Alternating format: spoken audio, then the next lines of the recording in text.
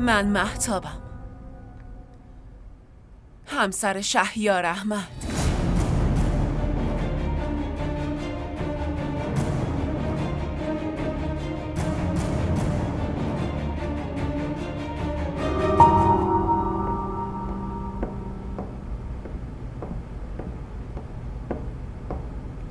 شما کی هستین؟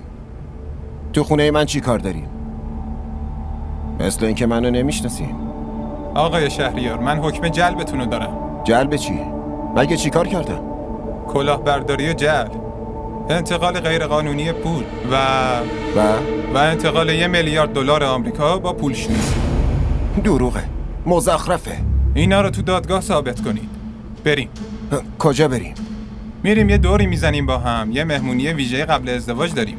وگرنه اینا همشون میندازنتون تو ماشین و میبرنتون. شاکی کیه؟ همسرتون، مهتاب سعید. مهتاب؟ وقت بخیر شوهر عزیزم.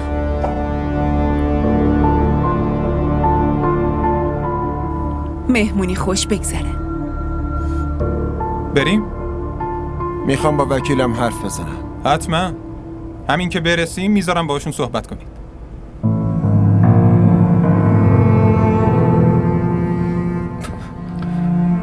داری چی کار میکنی؟ جالب نیست. داره بهم توهین میشه. تازه اول توهین شدن بهته. فقط ببین تو دادگاه چی کارت میکنم. حالا برو گم شو.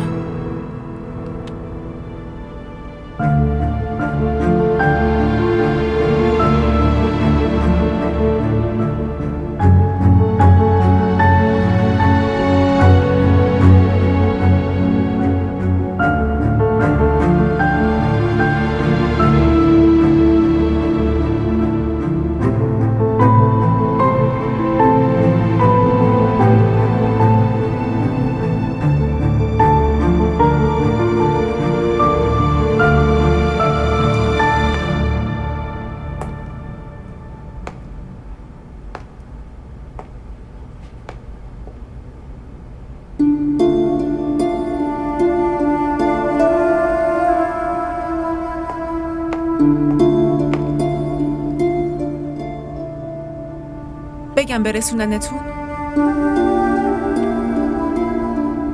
نه خانوم، با موتور خودم اومدم. پس برید دیگه. دامادم رفته. بله چشم.